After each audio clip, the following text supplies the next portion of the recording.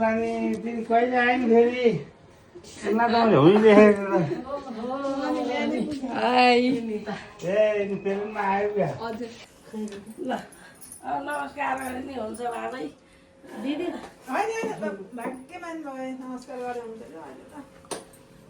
दर्शन भन्ने चलन आएको छ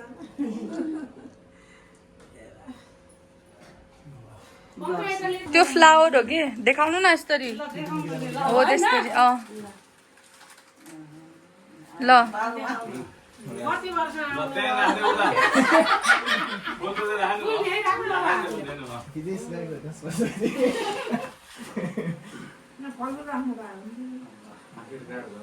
खै दिदीको झोला त्यहाँ त्यो निलो झोला होइन निलो झोला स्याउ थियो यसो यहाँ राख्नु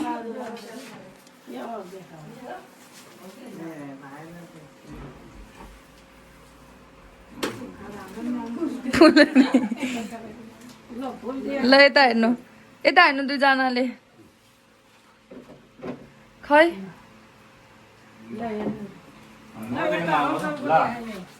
मलाई पनि लामो गर नि भाइ र भाइ त भाइ सबै आएर आउने त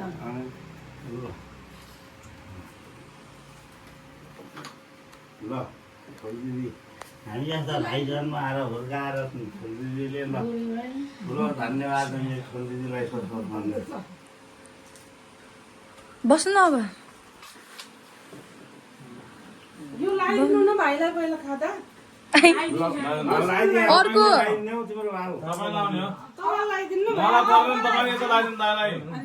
लगाइदिनु अब के हुन्न कि तपाईँ घाँटी खाली भयो होइन केही भन लगाइदिनु भने के हुन्न भाइलाई पो लाउने मलाई किन लाउनु ल्याएको चिज ल दिदी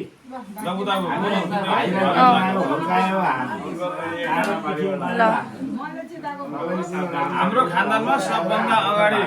केही भएन सरकारी ओदामा सबभन्दा अगाडि माथि पुगेको हाम्रो खानदानमा शासन खानदानमा सबभन्दा अगाडि र सबभन्दा माथि सर्वोच्च पदमा पुगेको हुनाले दाइलाई स्वागत हो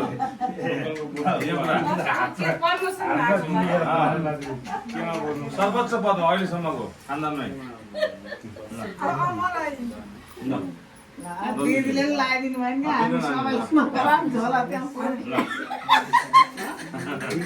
भएको सुनेर फेरि पनि यसरी नै सताइदिन पाऊँ उच्च पदस्थ पदमा भनेको त नि भन्न खोजेको त्यही ल आउनु बाहिर ल भाग्यमान भयो रोग नडाओस् सँगै मलाई चिताएको ज्ञानी भए गुणी भए निरोगी भए कसैले यस्तो भएन कस्तो मलाई पर्छ हाम्रो भाइहरूले सधैँभरि दिदीहरूलाई ल सम्झिरहेको तिमीहरूलाई होइन र सधैँ मलाई चिताएको म पनि आउँछु फुल लगाइदेऊ फुल छ त्यहाँ आशीर्वाद दिनु दाइलाई फुल बिहान त्यही नि ल्याइयो हो दादा अब के दिनु त ल ठिकै छ दिदी ल आशीर्वाद दिने हो भाइहरूलाई के दिने होइन यस्तो खाँदा त ल्याइन्थ्यो नि के ल ठिकै छ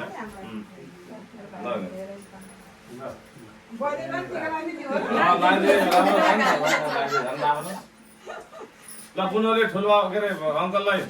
कोही कहाँ गयो ठुलो लाउने अनि तिमीहरूले भने होइन मलाई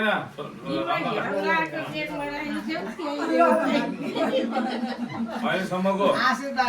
हजुरको पदमा हामी पनि पछ्याउने छौँ भनेर सरकारी ओदामा हाम्रो खानदानमा सबभन्दा अगाडि कङ्ग्रेचुलेसन्स अङ्कल हामी पनि हजुरको मार्गदर्शनमा हिँड्नेछौँ हिँड्ने एकदम प्रयत्न अझै पनि गर्नेछौँ ल ल ल आऊ खोइ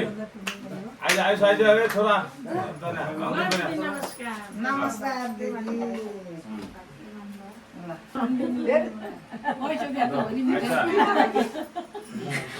पैसा दिने बेला गुमाएको छ यहाँ पैसा दिए सबै दिने हुन्छ तपाईँले कसैलाई पनि आखिर मात्र दिने हो हो कि होइन भाइ बहिनी सबैलाई दिने दिन पुग्दैन त बसी पैसा दिने दिन भनेको मलाई दिने हामीले तिमीहरूले दिने होइन र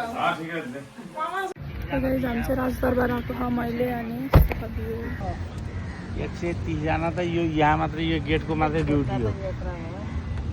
अब फेरि राजाले गोली खाएको याद आउँछ।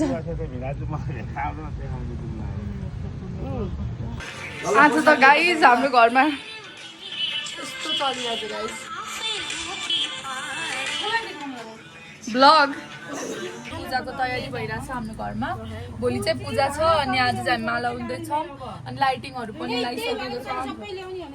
तलको पनि। यता चाहिँ पूजा हुनेवाला छ। हो बहिनी त्यो कागज लैसक्यो भने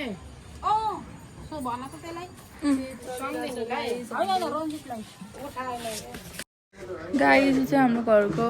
सामान पूजाहरू हो। यो पूजा हुन लाग्छ। यो चाहिँ जग्गे हो जहाँ चाहिँ पूजा हुन्छ। मम्मी बाबा बसेर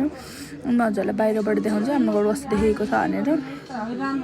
बाहिरबाट चाहिँ हाम्रो घर यस्तो देखिएको छ हेर्नुहोस् एकदम राम्रो। अनि आजको भ्लगमा चाहिँ यति नै। अब नेक्स्ट भ्लगमा चाहिँ हजुरहरूलाई फुल पूजा भएको देखाउँछु है त म। Thank you for watching till end please like and subscribe. Bye bye guys.